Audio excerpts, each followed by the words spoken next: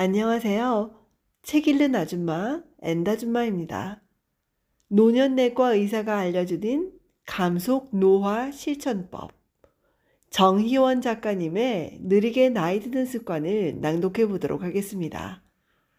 책 속에서 기억하고 싶은 문장들 위주로 낭독해 보도록 할 텐데요.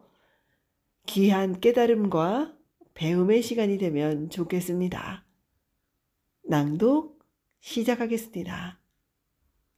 독이 되는 약과 약이 되는 약. 복용 중인 약을 목록으로 정리하라. 사람은 노화에 따라 자연스럽게 몸의 고장 정도가 늘고 이는 곧 고혈압, 당뇨병, 고지혈증, 관절염 같은 만성질환으로 이어진다. 이에 따라 평소 복용하는 약의 개수도 늘기 마련이다. 2017년도 노인 실태조사에 따르면 전체 노인의 처방약 개수는 평균 3.9개였다. 5종 이상의 처방약을 복용하는 경우 노년기 다제약물로 정의하는데 같은 조사에서 37%가 이 기준에 해당되었다. 여러 가지 약을 먹는 것은 그 자체로 위험성이 있다. 건강보험 일산병원 연구소에서 발표한 한 결과를 보면 11종 이상의 약을 먹는 경우 2종 이하의 약을 먹는 사람보다 입원이나 사망을 경험할 가능성이 약 1.5배 높았다. 물론 만성질환에 사용하는 대부분의 약은 아주 안전하며 의사들도 연령과 질병 특성을 최대한 고려해 처방하기 때문에 지침 대로 복용한다면 개수가 많아도 문제를 일으키는 경우가 드물다. 대략 임상 노쇠척도 4점까지는 웬만해서는 별 문제가 생기지 않는다. 독이 되는 약. 노년기에는 약이 병을 만드는 경우도 있다.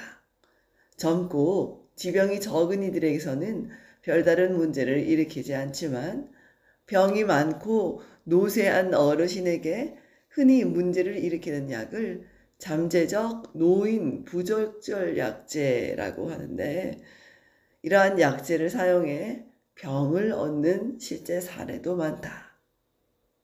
병원에서 다제약물 관리를 하다 보면 5개 내지 6개의 병원에서 처방받은 30종 내지 40종의 약제를 복용하는 어르신들도 흔히 뵙는다.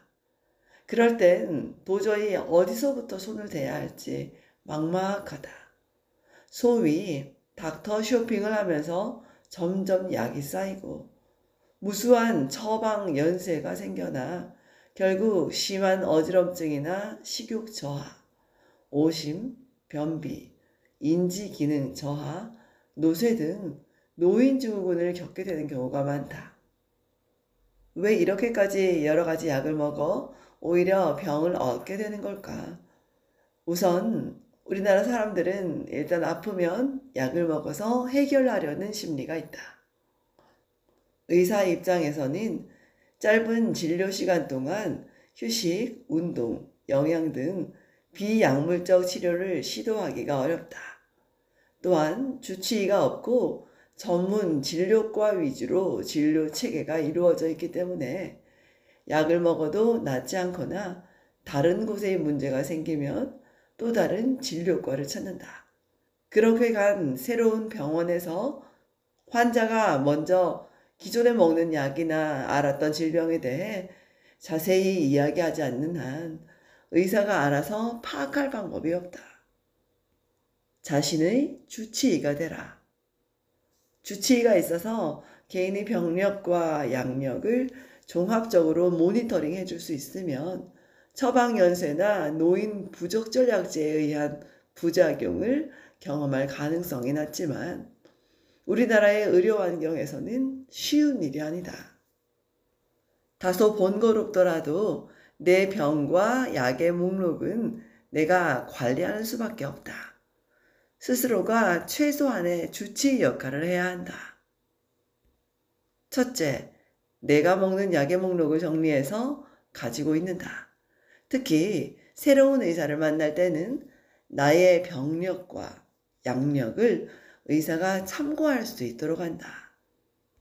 둘째, 약으로 새로운 증상을 다스리려는 생각을 우선적으로 하기보다는 생활습관 개선 등 비약물적 치료를 먼저 고려할 수도 있음을 알고 진료받을 때도 이러한 점을 고려해 의료진과 상의한다. 단, 고혈압이나 고지혈증, 당뇨병 등 만성질환은 약을 함부로 끊고 생활습관 교정에만 의지해서는 안 된다. 셋째, 여러 가지 약제를 복용하는 중 인지기능, 신체기능이 떨어지거나 새로운 불편함이 생기는 경우 그 원인이 내가 먹던 약은 아닌지 생각해 볼 필요가 있다. 넷째, 약을 받을 때는 복약 지도를 꼼꼼히 받고 궁금한 점은 충분히 문의한다.